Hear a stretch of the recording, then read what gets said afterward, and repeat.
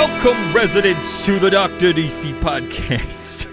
My name is Producer Richard, and across from me is the Doctor himself. Hey, I'm podcasting here. Hey, each week we talk about the weird and wonderful world of DC while fielding questions from listeners like you. Yeah, last month was Fan of God. This month is Wacky Accent Month. Oh, I thought it was The super easy to listen to theme we got. July Italian month. July Italian. I mean, that could have been worse. Right?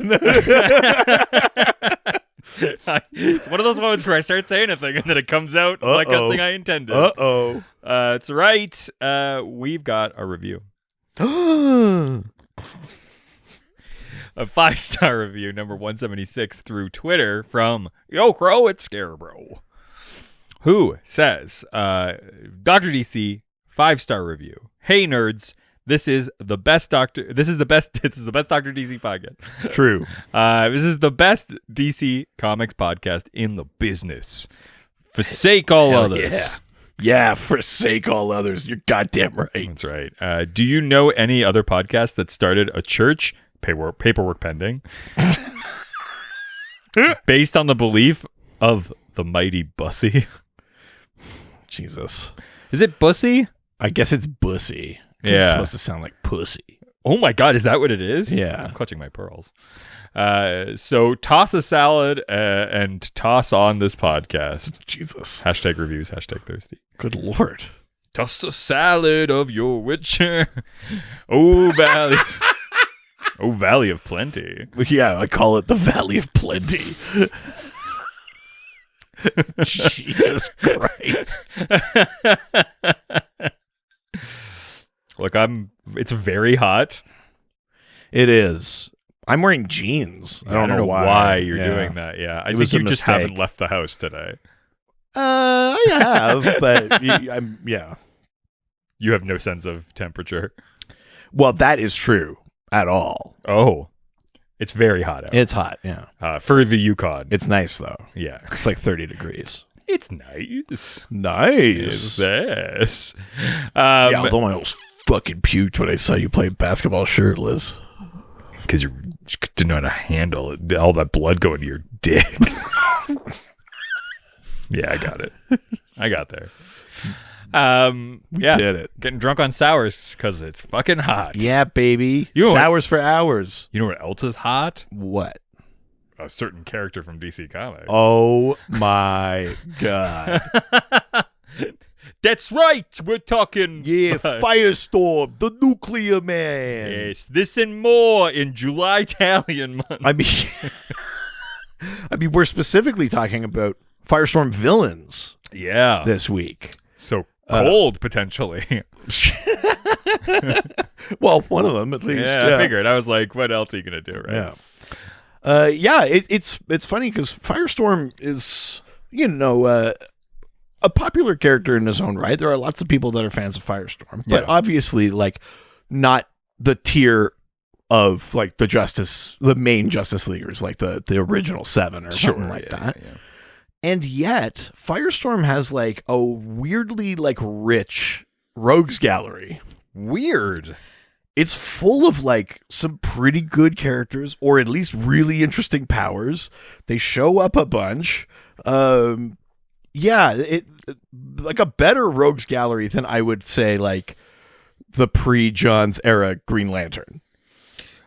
What do you think? What do you think the reasoning is for that? I think a lot of them just have interesting powers. I think we're fascinated by various takes on like the mysteries of what nuclear physics or whatever can unlock in terms of powers and that. But yeah, I don't know. There's just something really neat about them. Firestorm has this like weirdly interesting rogues gallery. So I thought it would be like a fun thing to dive into, because some people might be surprised to learn which characters are Firestorm villains. Or because I think about it all the time, like in terms of like I always try to figure out why Batman has such great villains.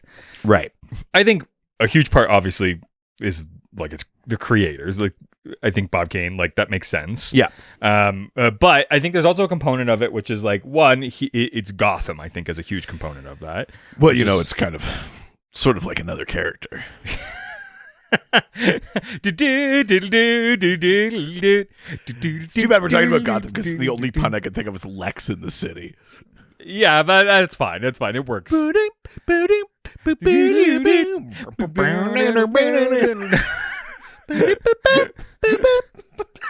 in the podcast? Are we just gonna rewatch every show ever made? Sex in the potty?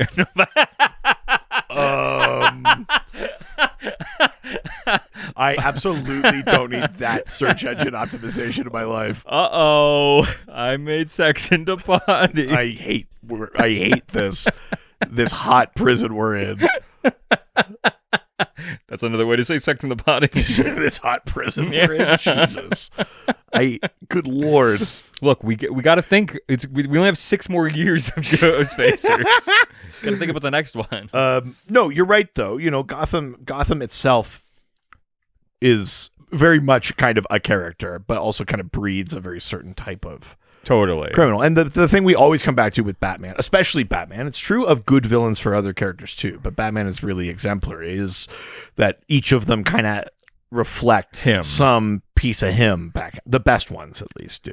Yeah, and I think those are the ones that end up staying for sure. Yeah, that's right. But yeah, I am curious to see what comes out through Firestorm's villains. Why don't we start answering those questions? All right, sir. Starting with Facebook. Go to the face say the book. Go to the Facebook. All right. First question comes from the most interesting resident. Stephen Marion Almagro. That is correct, my friend. Oh, stay thirsty. Well, I mean, yes. It's hot. Easy. Yeah, I'm so fucking thirsty. I thought you were going to do the accent. Hey, I'm so fucking thirsty. Be thirsty. It's Richie. Yeah, look at my Instagram photos. I'm thirsty. It's Richie.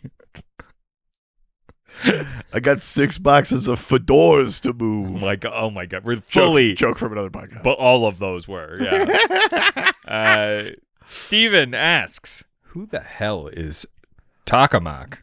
Yeah. So Tokamak is, well, the word tokamak refers to like a kind of like nuclear reactor. Oh. Or a kind of explosion or something. Like it's a real word. I had no idea. A tokamak is like an actual kind of reactor or something like that. But in the comics, Tokamak is, his name is Henry Hewitt. And he is a character who, partly out of jealousy and other things against Ronnie Raymond and Martin Stein, who are Firestorm, yes, or the original Firestorm at least. Yeah. He gains kind of like nuclear powers, but they're a bit more unstable and things like that. They actually play this up. This is a character that shows up on The Flash. Oh, really? After Ronnie dies, they do a storyline where Martin Stein is I do remember sick because he needs another half to the Firestorm Matrix. And in the episode where they introduce Jax, Tokamak is the other guy who might be the second half. They call him Tokamak? Well, they do eventually, yeah. Wow.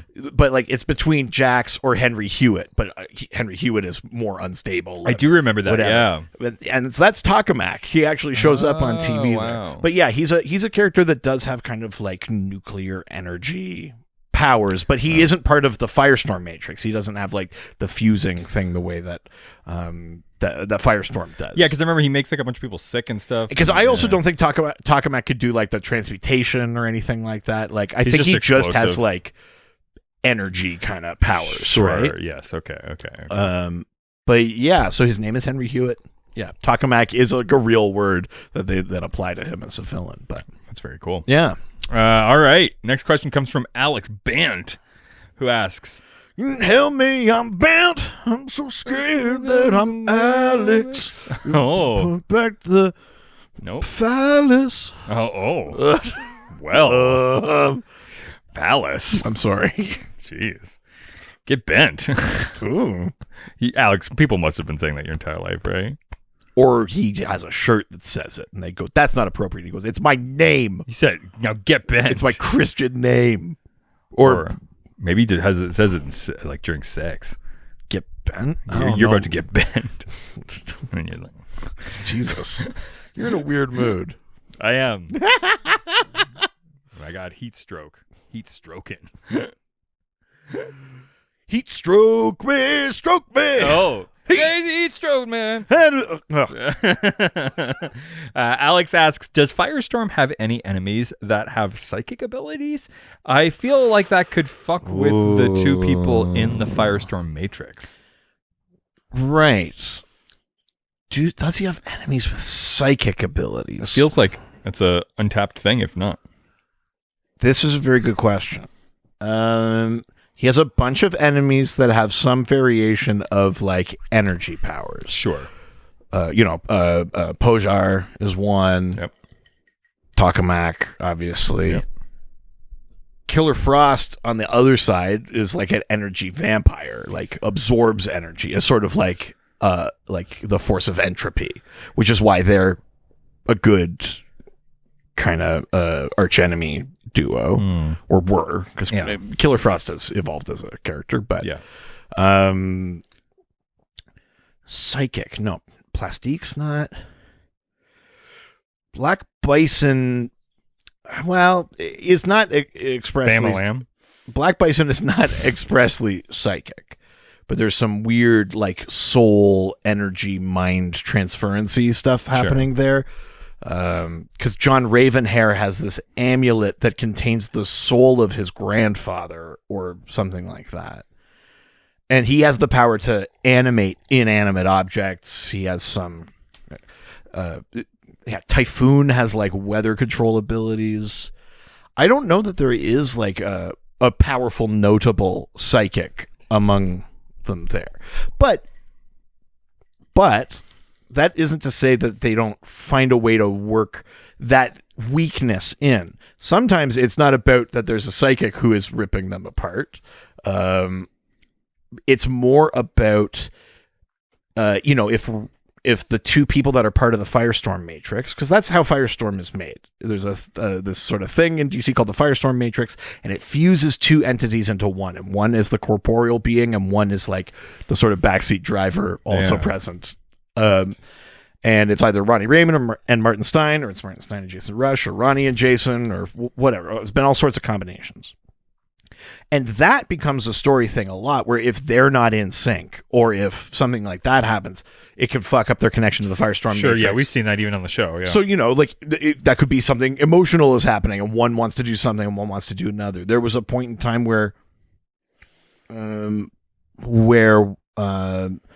Jason, I believe, was locked inside the Firestorm Matrix. Whoa.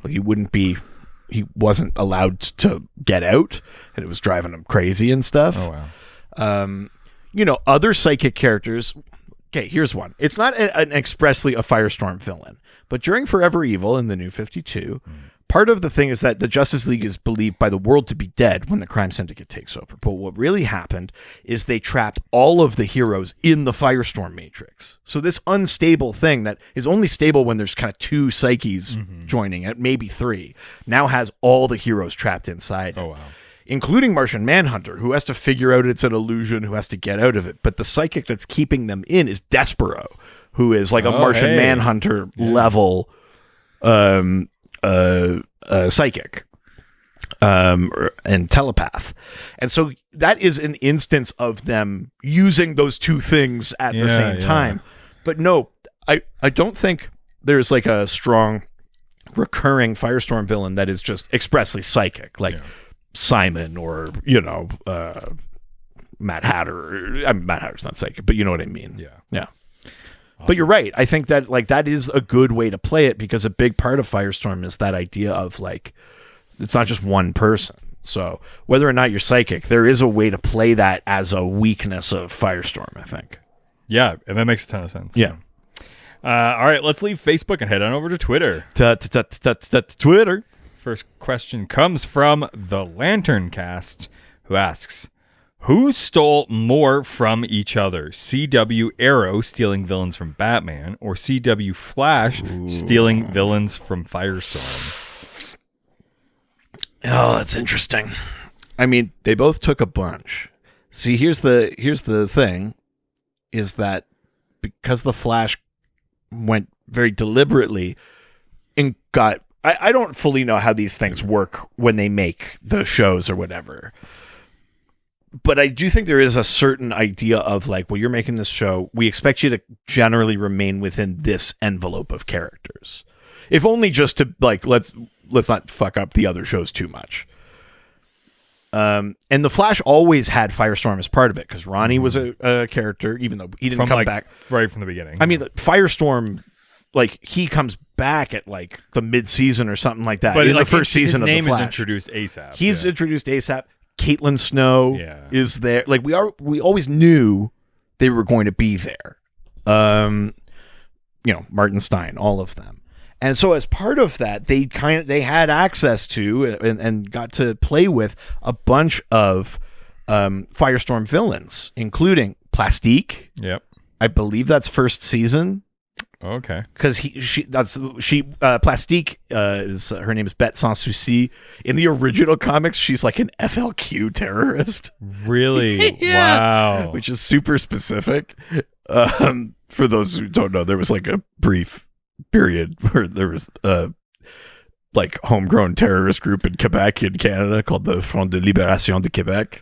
There's a really great movie about it called Corbeau. Yeah. So Bête Sans Souci originally was written as one of those terrorists, and she had the power to make anything explode, kind of human bomb style. She was more in control of it. It wasn't like the rogue curse that human bomb kind of has. Sure. Okay. But in the show, they do it where she can't control it, and that's the episode where he finally runs fast enough to run on water because he has to take her out into the bay, and she fucking dies, and it's really sad. What a hilarious thing to think about is that, like, remember when he wasn't fast enough to run on water? Yeah. Meanwhile, he gets like the ability to travel through time. He can run so fast. Yeah. So she's in there. We just talked about Takamak. He shows up, especially as we explore Firestorm more. Yeah. Black Bison shows up. They gender flipped the character, but Black Bison was in there. Obviously, Killer Frost shows up, is in there. Who else? I don't think Typhoon ever did, actually. I don't think. I don't remember. But, they did a decent amount of like playing around with sort of Firestorm.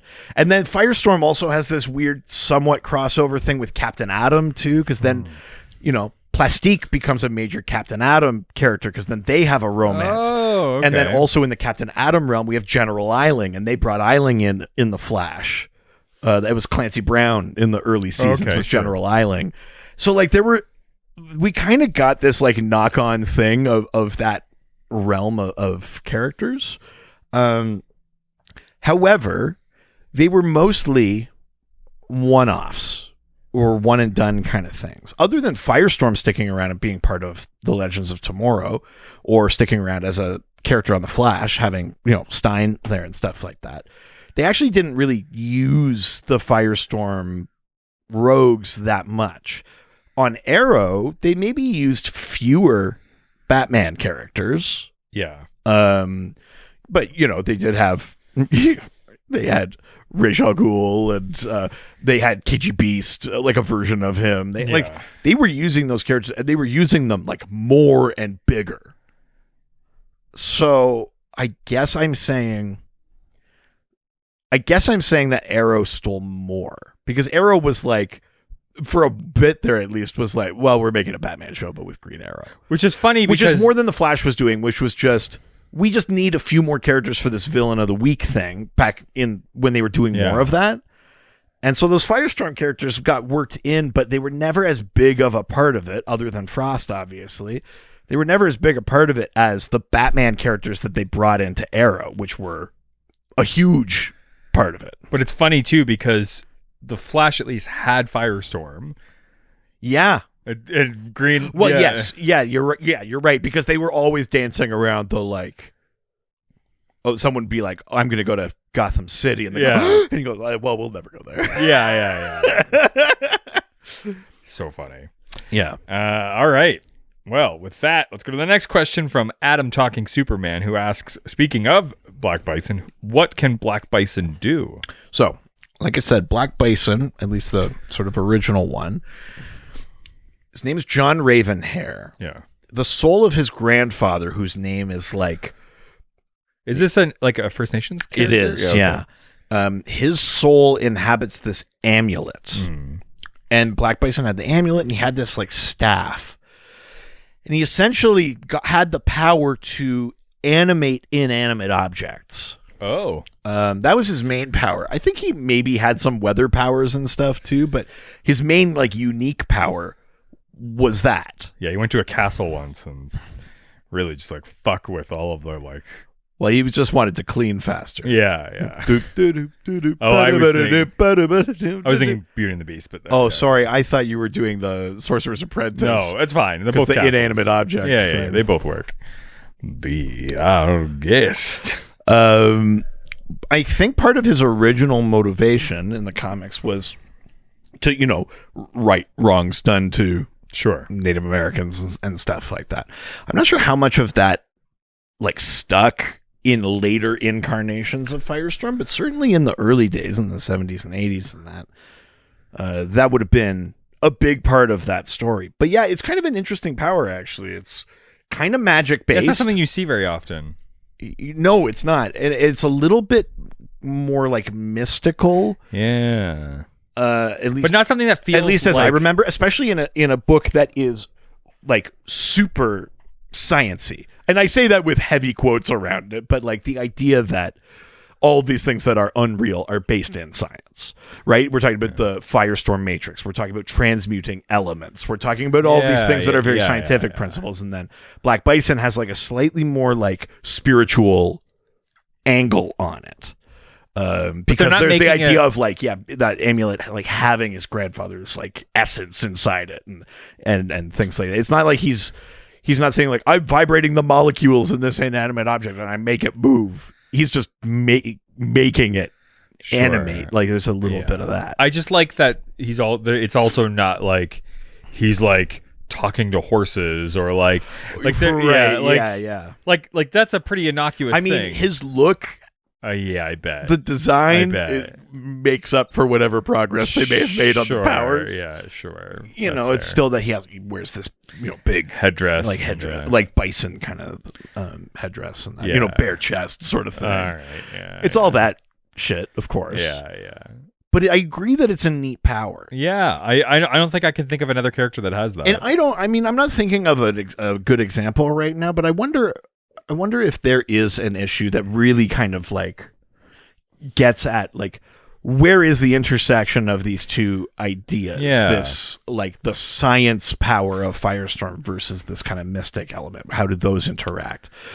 Because to pull something completely unrelated in from later in Doomsday Clock, Dr. Manhattan, who again a very science-y character, when all of the Justice Leagues and that go to Mars to face him, a bunch of the sorcerers start using magic, and Dr. Manhattan goes, "Oh, isn't that interesting? It's like the little remainders at the end of mathematical equations." And he just undoes it, which almost is canonically saying that like magic is actually not different.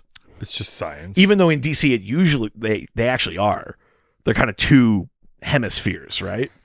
But he's just treating it like science we don't understand. Yes, essentially, which is also like a fair approach to it, but it is kind of like an interesting moment. So then if you took that same approach to the idea of what is the power in Black Bison's power versus what is Firestorm capable of doing, there's something interesting in there. And I don't know if like in the mid 2000s or something, if one of those kind of series touched on it or anything like that, but I do find it neat. I think it's a cool idea. Yeah. And I like villains that have some sort of like interesting angle. And I think that's an interesting angle for Firestorm, is to have something slightly outside of the science realm. Because he also has a lot of science related villains.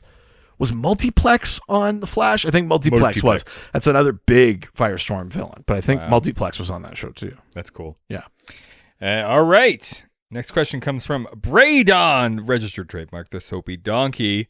Speaking of Batman villains, Mr. Freeze is considered a Firestorm villain? When did that happen? I mean, maybe if you look up like in the wiki or something, unfortunately, if you do it, if you look up like so-and-so villains, they'll just put anyone in there that they ever fought even a little bit. Sure. Even if it's like in a panel in the back of an event, they'll throw that in there. Yeah. I feel like Mr. Freeze is one of those. I don't remember like a real big Mr. Freeze story with Firestorm, but might be an interesting opportunity to talk about the other cold character that is a Firestorm villain, which is Killer Frost. Yeah. So there are 3 Killer Frosts. The original one, her name is Crystal Frost, and she coming to the stage. Crystal Frost. I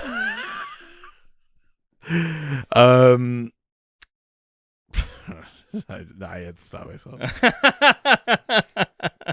If you were going to hold on to those applause, let it go. Don't get your tongue stuck to the pole. Oh no. Crystal Frost is the first one. Yeah. A scientist, gets these powers, and again is kind of like an energy vampire, sort of, was the idea. So she was like an entropic force who could absorb energy. So against Firestorm, that is a great power to have, because so much of his power is about energy blasts and things like that. So that was kind of cool. The second one, her name was Louise Lincoln, and I think she like recreated the experiment that made Crystal Frost into Killer Frost. Louise Lincoln was Killer Frost for quite a while in the sort of like late 90s, early 2000s. Mm-hmm. And then in the New 52, we get Caitlin Snow, the current one. And that Frost has gone on a real big redemption arc and is essentially a good guy. She's part of the crew that John Kent has tried to put together as the new Justice League in this early part of Dark Crisis. Now that the League is dead, John Kent has tried to bring some people in to make a new league, and Frost is one of them. She was also part of Batman's Justice League of America in the Rebirth era. So she's had a big the biggest sort of like character evolution has been for her. Was she like, was it like her on the show where she started good and then went bad, or? I mean, only in that she was a person that then had a powers accident. Okay, yeah. But there was this thing of like, she just needed the energy to survive, and then she started believing her own press, and then was like, no, I'm just a killer. And then it took some people being like, I think you're more than that, and offering her a way back. Sure. So like those broad strokes things, very similar to how it works on the show. But the show is like totally different in the way that it like that she's like another personality, or like different, like, you know, like that's all just in the show. It has nothing to do with how it is in the comics. But Killer Frost is like a cool villain because, again, it's this like, when you set up a rogues gallery, there's a couple of types of villains that you want, and some of them are like your mirror. You know, so Superman and Bizarro, or Superman and Zod, you know, Flash and Reverse Flash. You know, in the case of Firestorm, you get someone like Takamak or Pojar. Yeah. What's interesting also, though, is having like an opposite number. So for the Flash, be like Captain Cold. For Batman, it's the Joker. For Superman, it's Lex Luthor, right? And for Firestorm, it's Killer Frost. All of the Frosts, as I recall, are accomplished scientists. Only some of Firestorm is. Ronnie Raymond, his original thing in the comics was he was a jock that got bullied by smart kids for being dumb. But then he gets fused with Martin Stein, the smart professor, who in the back of his head says, like, this is how you make salt. And then he could learn the thing and transmute the element. I like, it's like that commercial from like the 90s where it was like the nerd getting made fun of by, or the jock being made fun of the nerds. Yeah. Who was like, they were like, he's like, you're analog. Oh, yeah. What time is it at your house, Billy? 12 o'clock? 12 o'clock? Yeah.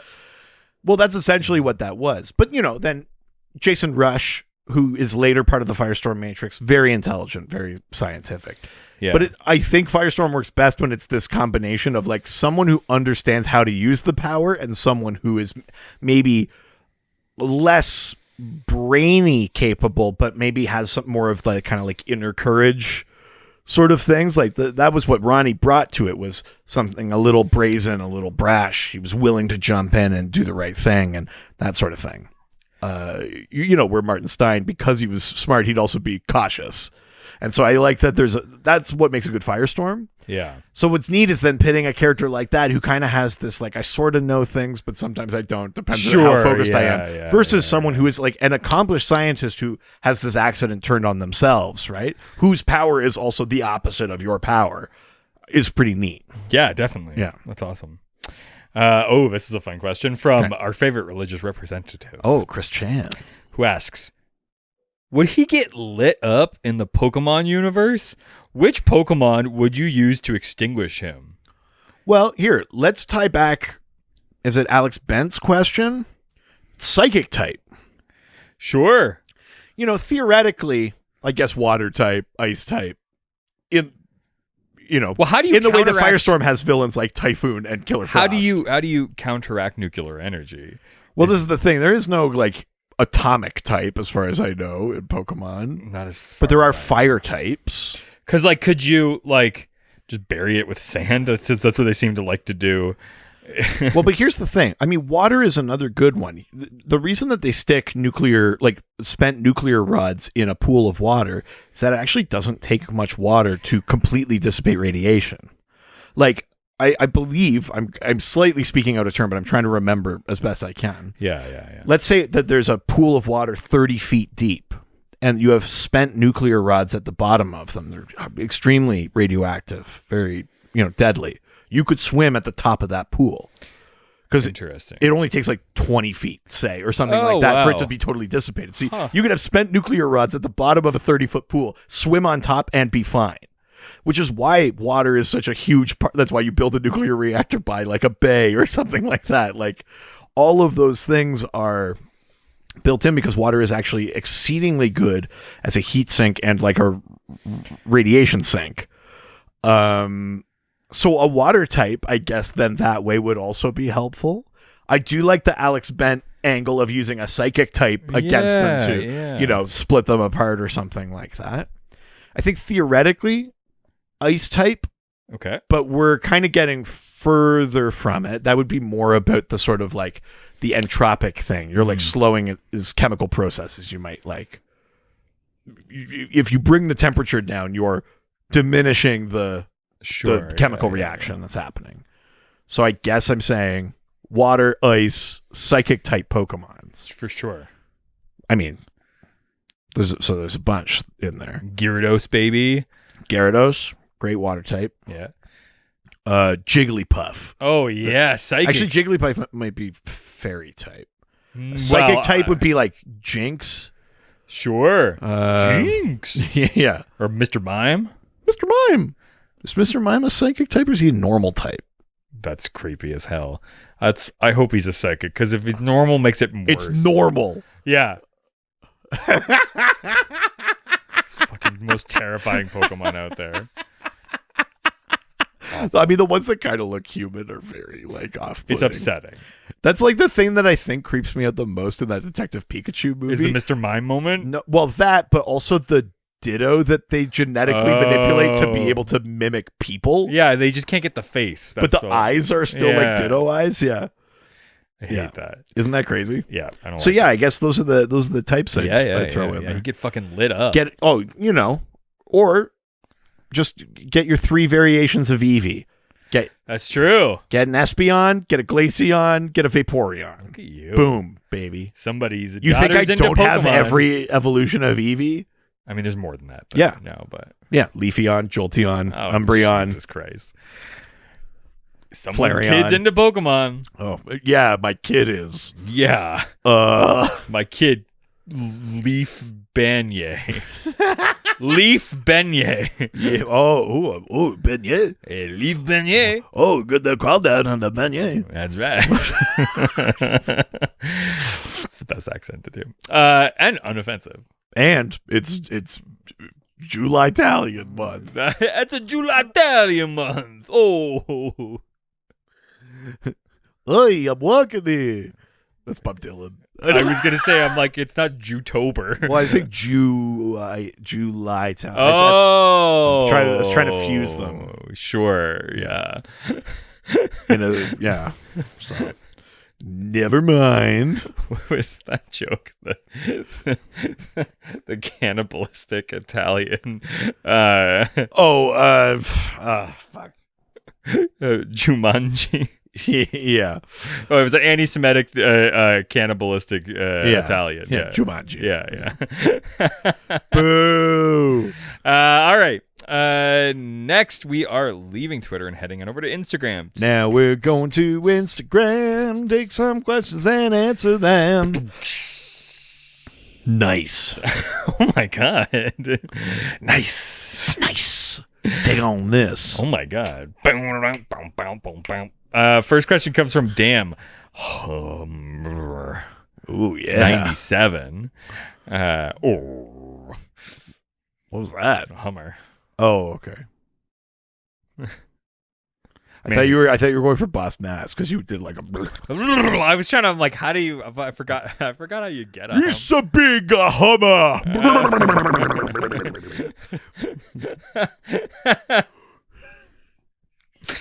Anyways, Dan Hummer 97 asks, which villain would you choose for a Firestorm movie? Ooh, okay. I don't really know the villains that well. Here, let's run them down just a bit again. Yeah. Killer Frost. Yep. Multiplex, who is kind of like a multiple man sort of thing, can duplicate himself. Nice. Takamak, random energy powers.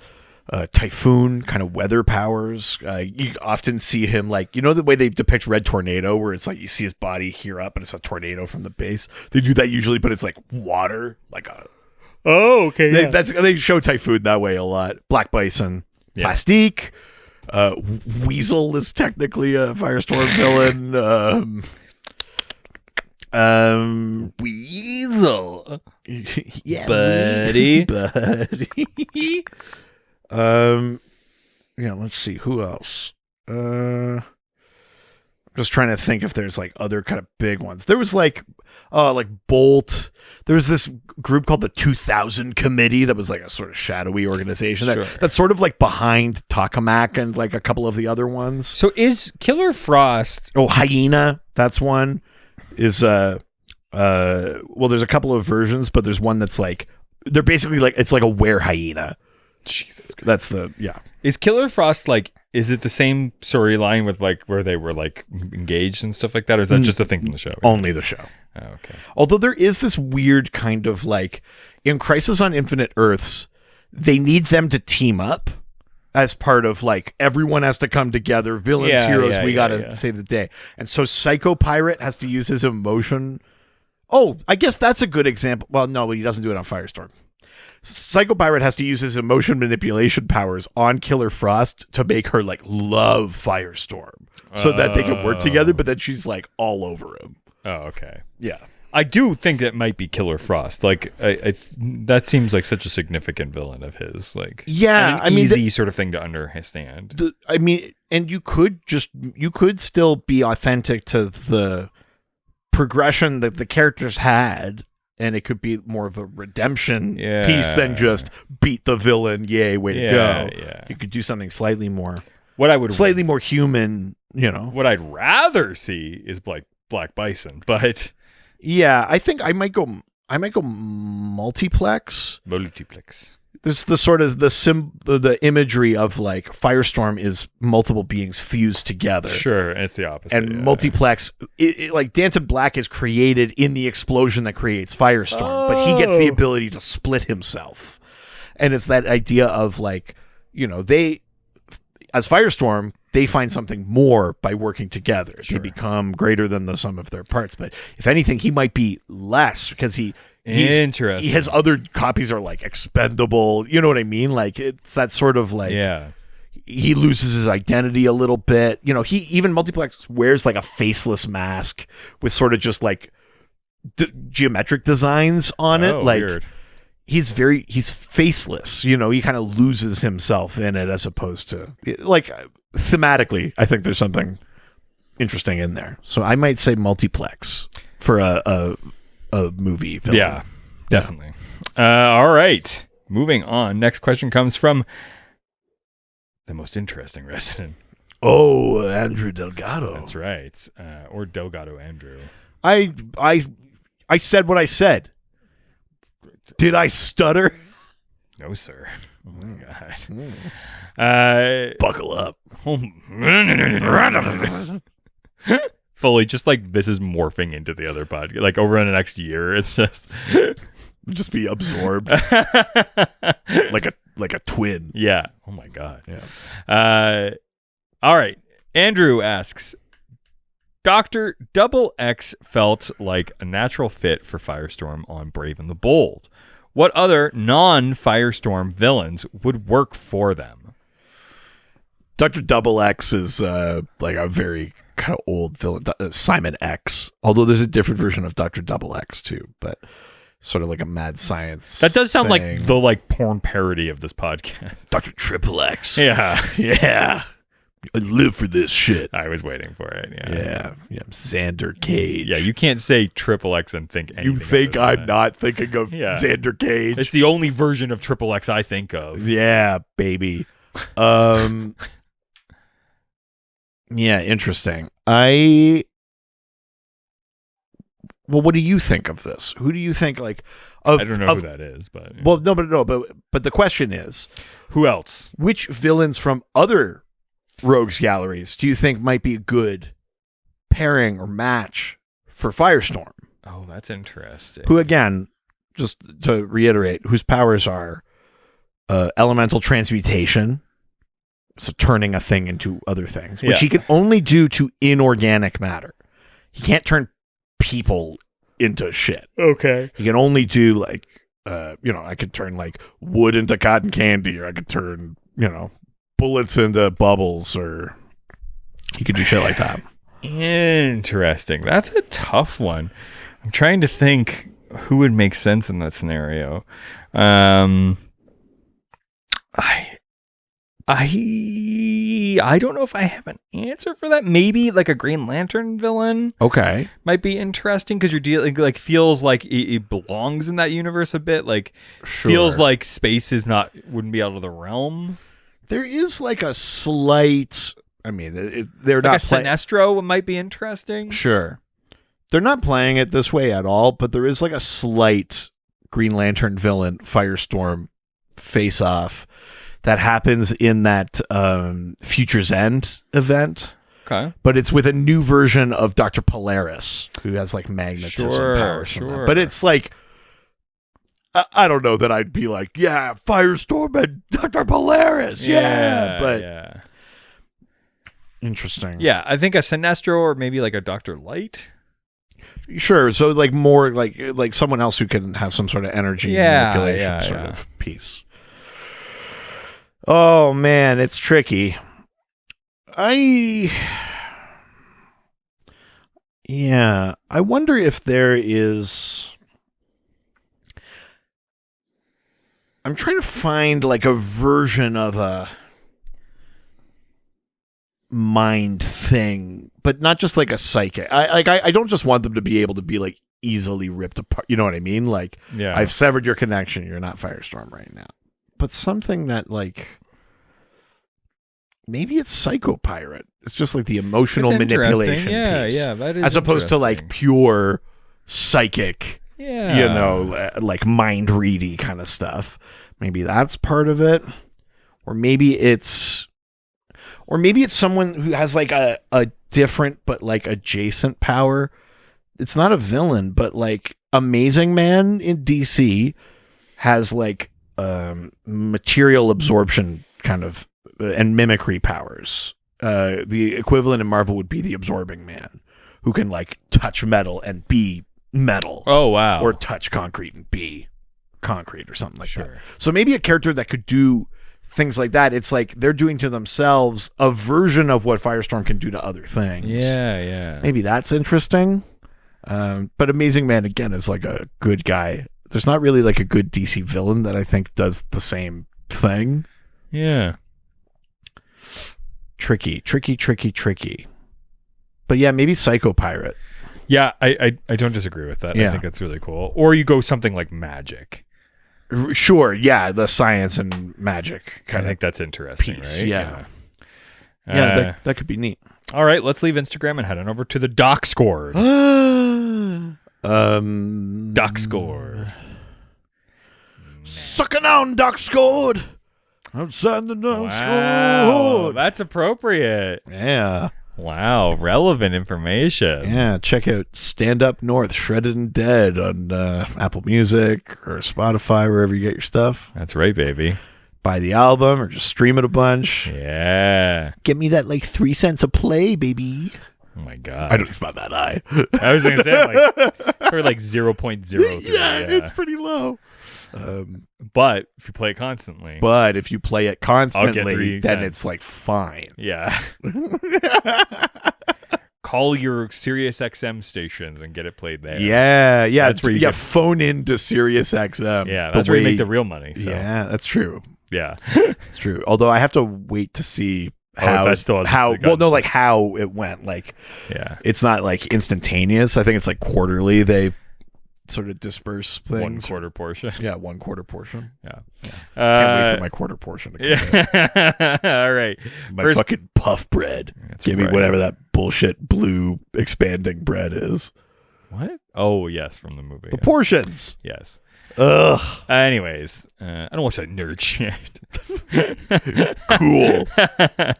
My brother did message me the other day, and he's like, "Wow, you did really good with the annual test this year."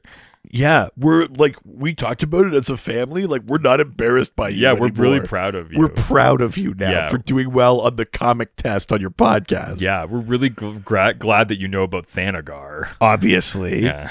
And that you nailed who the fuck Extant was. He's going to give it to you. How can I not? Oh, my God. All right. First question comes from the Marvelous Ryan, who asks, how did Firestorm come back to life after being stabbed by a magical sword? What? I think I've told this story on the podcast before. But, obviously I remember a lot of details about comic books. And I just know these things and I say them. But if you're on the outside of it, it sounds insane, some of the stuff. And my dad really got a kick out of it one time where I was trying to tell him about something, or I can't remember. He was asking me a question about a comic. He asked an innocent question, and then I gave an answer. Yeah. And part of what... And your mom just walked out of the room. Oh, absolutely. Yeah. And part of my answer is I described this moment that happens in /around Infinite. Do you answer it like you're on the podcast? Do you find that you're you get it? No. This was before the podcast. Oh, okay. But I answered it. My dad said I answered it like an 11-year-old who's excited about toys. Oh yeah, you told me. Because what I said was, and then Shadow Thief stabs Firestorm with Shining Knight's magic sword, and my dad burst out laughing. He's like, "That's the dumbest sentence I've ever heard." He's like, "You said it so excited and it was fact." Yeah. But that does happen in Infinite Crisis. You say it like people talk about sports that happened. Yeah. Yeah, you remember where were you when... Say a sports thing. Come on. Oh, sorry. I was just going to say the comic thing. I could say a sports thing. I just don't want to right now. I just don't want... Where were you when Gretzky had the high stick that didn't get called and they knocked out the fucking Leafs from the Western Conference Finals? No, say that. The last season that the Leafs were in the Western Conference Finals, and if they made it through, they would have played the Habs. It would have been a Leafs-Habs Stanley Cup final, and that Leafs team would have destroyed the fucking Habs. Now say a nerd thing like that. And then Black Hand kills himself, and he becomes the... Hell yeah. Becomes the entity of death. Thank you. At any rate. So fucking sweet, bro. At any rate, that moment always makes me laugh because I think of my dad there. But it happens in Infinite Crisis. Firestorm is stabbed in the heat of, I think it's the Battle of Metropolis. In all of the chaos, Shadow Thief steals the magic sword from Shining Knight and stabs Firestorm. And because it's a magic sword, it interacts with Firestorm in a weird way. Firestorm is a living nuclear reactor, essentially. It splits the Firestorm matrix. He has to fly up into the atmosphere because he's going to detonate. So he has to sacrifice himself by flying away so that people aren't just wiped out in a giant nuclear explosion sort of thing. I'm going to get the timeline kind of fucked up here because it's all pretty messy. And then after Infinite Crisis, there's the 1 year later thing, and 52 was filling in what happened in that year. And I always kind of fuck that stuff up a little bit. But it's for a while, I believe Jason Rush and Firehawk, I think, were fusing to be Firestorm. Weird. So a different fire character. A different character with those powers. Firehawk is also tied to Firestorm. But I believe they fused for a bit. Stein, his like essence is out there still, or he's like alive in space or some shit like that. And he ends up coming back. But the nice thing with Firestorm is essentially where I'm going with this is that as long as someone survives, usually as long as one half of them survive, then you can make the Firestorm Matrix again. Sure. And there's this piece that's like, you know, or the idea too that like the Firestorm Matrix is weird in that it's totally artificial. It is created like in this explosion that happens in Martin Stein's lab. It's an accident. You know, it's funny. That explosion happens. This is a thing that the Flash show does very well, which is like everyone was there on the night of the explosion. Yes. Because that's a real Firestorm thing. This explosion happens and Stein is caught there and Ronnie is caught there and they're fused. Sure.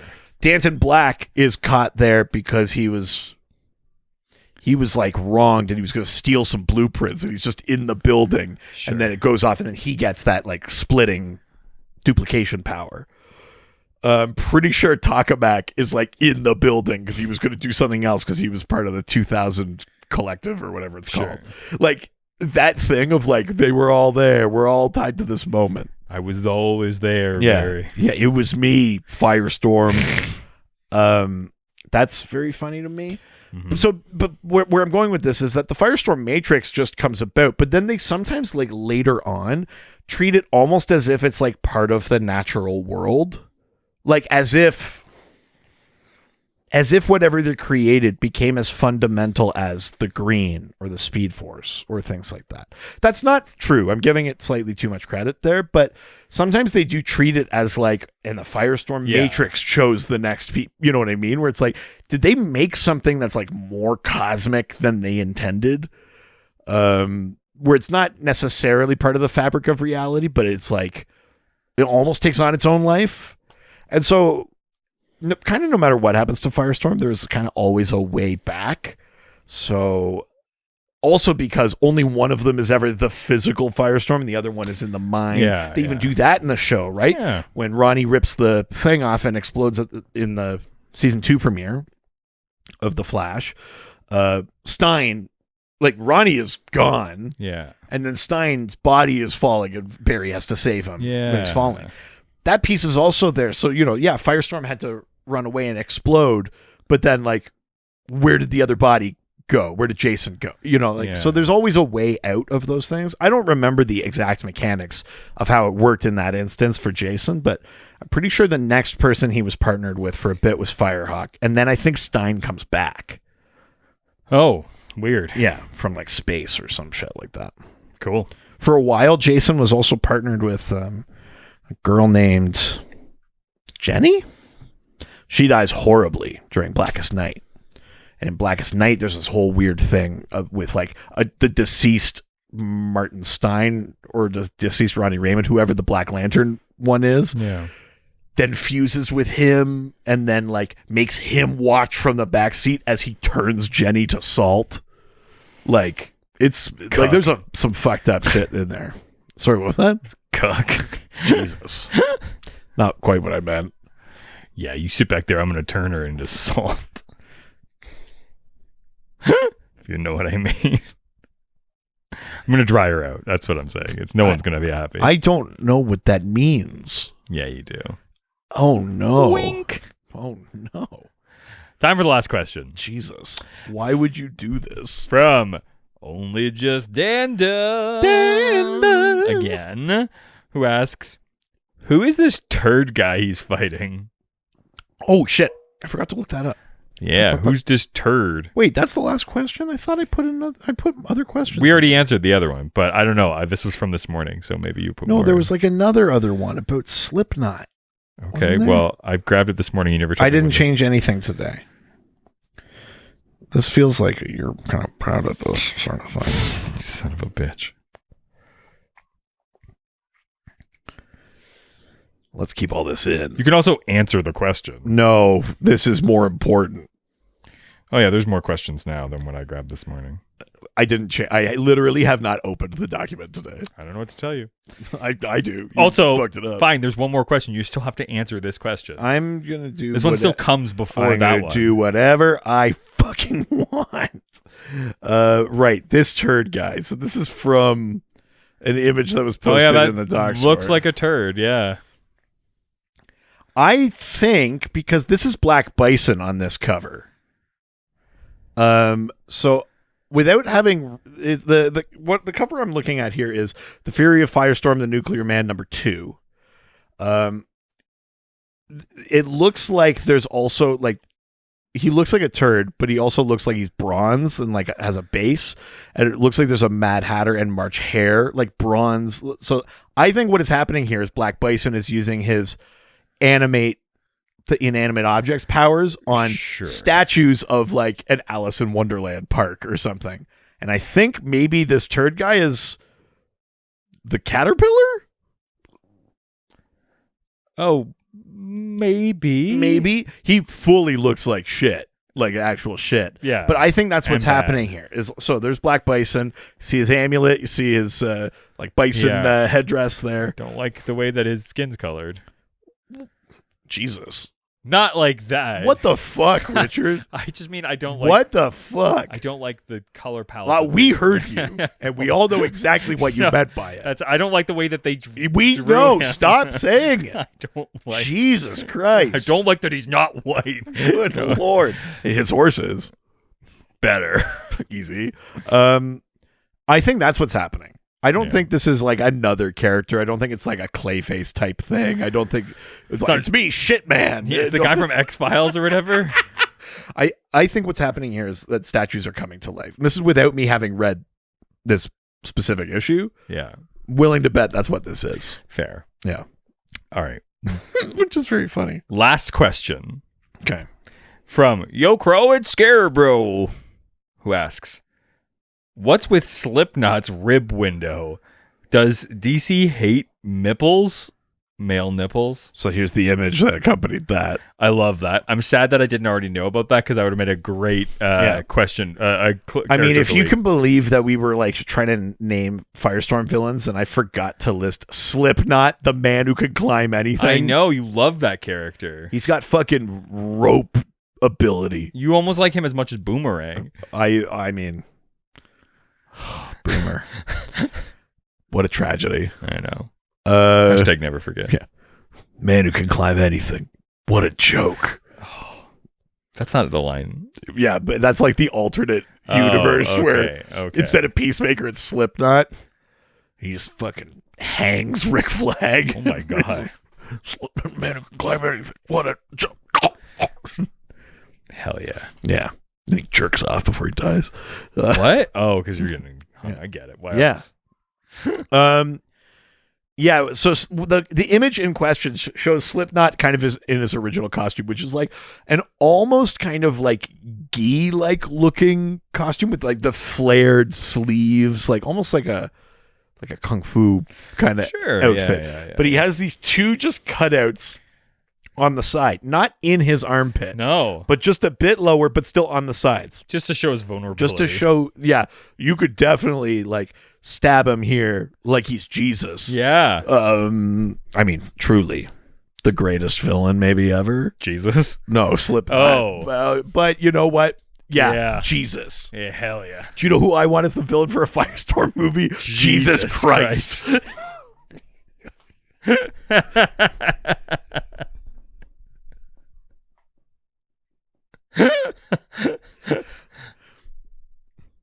You think you're so special? I could turn water into wine. I'm fucking Firestorm. I mean, that's true. Yeah. Holy shit. Oh, Jesus was like the original part of the Firestorm Matrix. Oh my That's God. how he could do the miracles. We just cracked this wide open. Oh my God. Fuck yeah. Get your pen and paper. Back in the day, I was Firestorm once. I haven't heard that. I'm just a simple country, Jesus Christ. Yeah, Slipknot's costume is very odd. It is one of those things where it's like, I feel like in the 70s and 80s, you know, there's a lot of characters out there and we want to make costumes that stand out. We want to do these things. And there's like a weird tendency to maybe over-design things. I think Firestorm himself... Looking at you, Green Lantern. Firestorm himself is kind of like that. He's got like puffy red sleeves, a yellow kind of vest, a red and yellow and white thing with lines. Yeah. You know, like it's supposed to be like atomic looking, and it is, but it's like lines. He has the cutout face like mask, but then also his hair is fire. Then he's wearing like big pants, boots, and like there's a lot going on. It's a lot. And I think Slipknot is also kind of in there. Does DC hate man nipples? I mean, not at all. Although, I mean, possibly. There's a lot of bare-chested male characters in DC. Sure. But if I went back through all the issues and looked for their nipples, would I see them? Good question. I don't know. Only one way to find out. Maybe the comics code wouldn't allow it. Yeah, time to look. Yeah. I'm going to need... Hello, DC? I'm going to need every issue pre-1978. Get out of here, my wife. I'm doing research. It's for the podcast. Yeah, good question. I'm going to, with no data whatsoever, I'm going to actually say they do hate male nipples. Wow. With the exception, obviously, of maybe more modern art or the Joel Schumacher Batman movies. Loves nipples. Yeah, I mean, God, we stand Joel Schumacher here at the Dr. DC podcast. Yeah, for sure. Yeah, I'm gonna say that. DC is pro bare chest and anti nipples. I hate that word though. I didn't like saying it. Yeah. Do you know what? I think Slipknot should be the bad guy for the Firestorm. Oh my movie. god. A dude with rope versus what? A guy that has like access to the entire like spectrum of the elemental table. Don't ever underestimate a man with rope. That's what he said to me, Your Honor. Yeah, want to see it? I'm willing to enter all of our text messages into the public record. I was talking about actual rope. Jeez. I don't think that's better. Yeah, I guess. It's not better. Never. Hey, what do I always say? Never underestimate a man with rope. Yeah, that's right. You always say you're going to cover me in rope. Just assumed you meant like fabric. Jesus. Anyways. Good Lord. Those are the questions. Oh, those are the questions for today. Hey. July Italian. I don't know, man. This is pretty bad as far as themes go. Yeah. Man, what are we even going to do for Eat Gist this year? That's much. I can't believe, I feel like we only just did Eat Gist. No, but we didn't. I know, but like, doesn't that not feel like that long We ago? had an idea the other day, and I don't remember where it was. Oh, wasn't it just... Will we die? Oh, wasn't it just to put different things in the fryer? We did that. Well, no, we thought about it. No, we did that. No, we didn't. Will it fry? We've never done Will It Fry. We had a fryer in my house, and we fried a bunch of shit. We just did chicken wings for Docmas. We didn't do Will It Fry. Yeah, maybe. We did have another idea. I can't remember what it is, though. Let us know what it was. Yeah, I think Eat Gist this year should be that you can only eat the things that hurt you. You can only eat the things you have sensitivities to, like just cheese, and gluten, and I mean, yeah, I was gonna say, I'm like that is this podcast for the last year, anyways. It's just like hot sauce and. But I mean, like for the month, not just when we're recording. My God. That's all. And we can document your progress week after week. It's like the McDonald's documentary. Yeah. Watch me die. And I'll do the same. Yeah, it's a real hard time on you. Some stuff is red meat.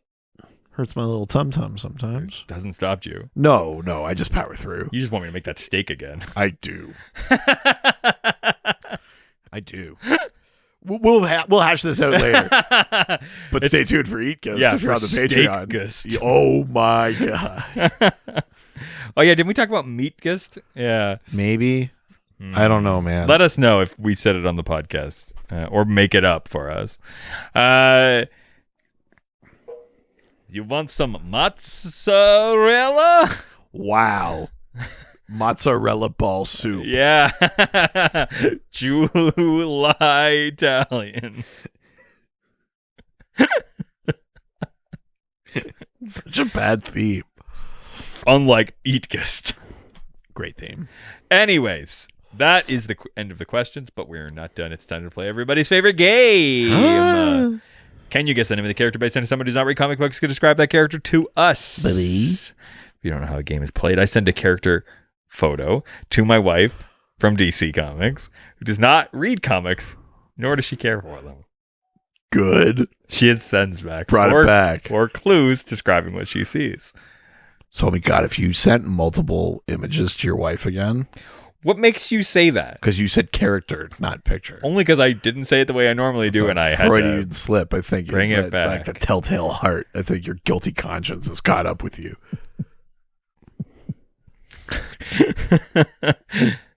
I'll never tell.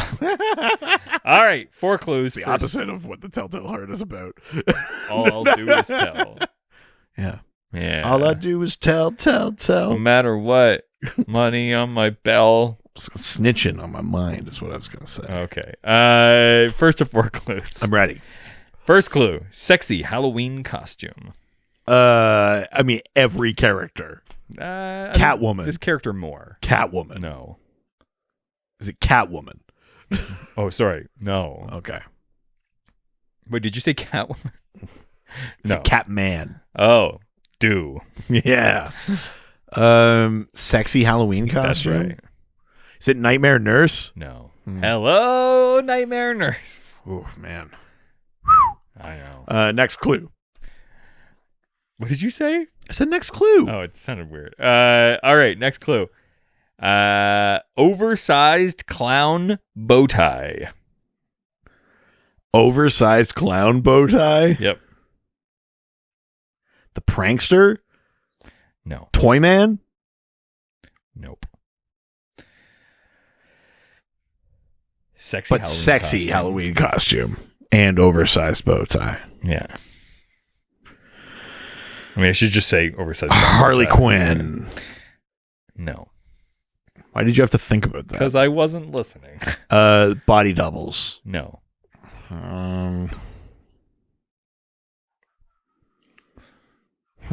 Next clue. Clue number 3.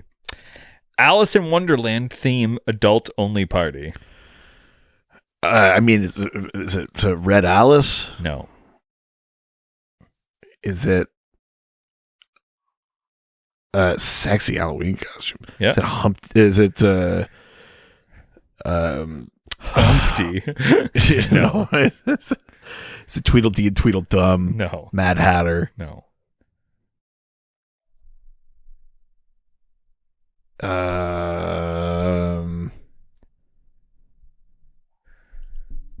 Is it Humpty Dumpty? No.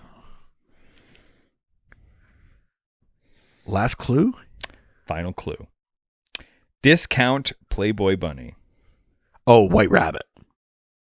No. Her name's not White Rabbit? No.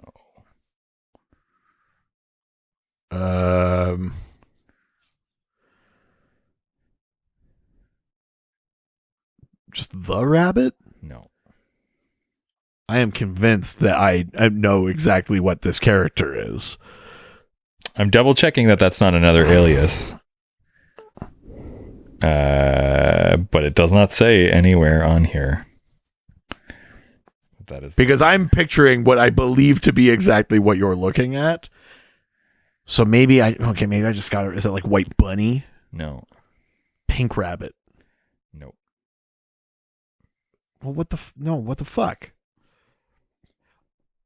You can't. No, Google. right. Sorry, I was gonna pull up. This is what I'm thinking of and show it to you, but I can't. I shouldn't touch anything. Well, no. Now I'm really pissed off actually because now I'm stuck. Oversized bow tie, sexy Halloween costume, Alice in Wonderland theme thing. Yeah. And sorry, the last one again? Oh, Playboy Bunny. Yeah. Or whatever. Yeah, there is nothing on there that says White Rabbit. March Hare. It's March Harriet, but March Harriet. Okay. Yes. Can I see the image? Yeah. Okay, hold that. I mean, I didn't design these characters. It's not my fault. No.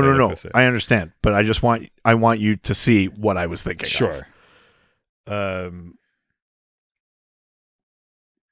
you'll see why I basically got stuck there.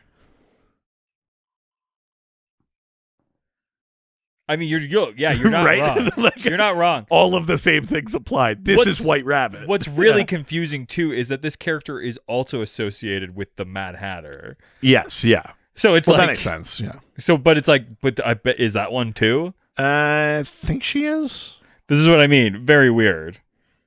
Yeah. So, at any rate, March Harriet. Let's call that one a push because I didn't really get there. But I just said another Alice in Wonderland thing that was so close. You gave it to me. So yes. Let's just call that a push. I mean, look. I'm going to do this with honor. The way I always do. The way I always do. Anyways, we would love to know if you residents were able to get the clues this week, or maybe you want to send in a question for next week's episode. Well, next week's episode, fingers crossed, is a long postponed special guest. Whoa, that's right. I did see that in the calendar. So this Saturday we're recording that. Yes. So fingers crossed that happens. Yeah. Your questions are already in for that one. Yeah. I'm not going to say anything else out loud. I feel like I've jinxed it 4 times already. Yes. Yes. What's the week after that? Do we have? Week after that, hopefully. Yeah. Another hopeful. Hopefully will be our Justice League Unlimited episode. Hey! With Alex Jaffe. So send your questions about that. Definitely. You can send those to our various social media platforms, such as our Facebook, Dr. DC Podcast, our Twitter, at Dr. DC, our Instagram, Dr. DC Podcast, our email, drdcpodcast@gmail.com, our subreddit, r/Dr_DC. The doc phone is always open. 208-917-3238. We have a TikTok at Dr. DC. We have a website, drdcpodcast.com or .ca. You give us 5-star reviews. Yeah, if they're not on Apple Podcasts or on Facebook, take a screenshot, send them to us, and we will read them at the top of the show. You know what? I just remembered. What? We do have another question. Are you fucking kidding me? I just remembered because what you didn't put it on there, but I know that it came through. Are you fucking kidding me? This is a you thing, not a me thing, because you put all the questions together. Bitch. You just tried to... You threw a glass at me. Yeah, deal with it. Jeez, easy, Russell Crowe. Hey, Doc. Hey, Richard. It's Ryan Putney. It's been a while since I've done this, but I'm fully prepared to ask you my question. This is for the Firestorm episode that you are doing. So hopefully no one has asked this yet, but basically, can you give me a list of Firestorm's adversaries as far as going, who is it? We already did that. Never mind. You know what? For posterity, I'll run them down one more time for you. Killer Frost. Sort of entropy powers is basically like an energy vampire and can, shoot cold and ice and do stuff like that. Multiplex can replicate himself. His name's Danton Black. Tokamak, energy powers. Plastique has sort of explosion generation powers. Typhoon is like weather manipulation, a lot of kind of water-based powers too. Black Bison has the power to animate inanimate objects thanks to a sort of basically magical amulet that he has. Slipknot, the man who can climb anything. Weasel, also there. Weasel. Hyena. There are 2 versions of Hyena, but they're both essentially like werewolf types. But instead of turning into a werewolf, you turn into a hyena. Sort of very kind of feral and scary kind of animal character. Pojar was like a Russian-sponsored attempt to create a firestorm, and then for a while, what's his name? Arkadin becomes part of the Firestorm Matrix. He becomes like part of like a Firestorm thruple that exists for a bit between. I think it's Ronnie and Stein and him. Oh my god, so hot. But yeah, so Pojar is an old Firestorm villain. And then he's fought other characters at different times, as part of other events and other sort of storylines and things like that. But those are kind of like the big rundown of main Firestorm rogues, I would say. Okay. So if you want to that send 2000 collective or whatever that shady organization is. And Sure. shit, yeah. You can send us mail to the Richard Eden or Reed Vanya at 301 Hogue Street. It's Hoge Street, Whitehorse, Yukon, Canada, Y1A1B. Insane, chaotic energy. Also, if you want to give us some money and get something for your time, well, why don't you subscribe to our Patreon? Yeah, patreon.com/DrDC. There's a $1, $5, $7 level. They all give you access to the Doc Squad, our awesome fan community. That's where we're right. hanging out and talking about different TV shows and comics and stuff like that. And at the higher levels, you get bonus episodes, you get theme pools, you get videos, all sorts of fun stuff that helps to support us. Sorry, am I keeping you awake? Yeah, it's fucking... Come on. Just subscribe to $7 and shut your mouth. Jesus. Good Lord. What the fuck, man?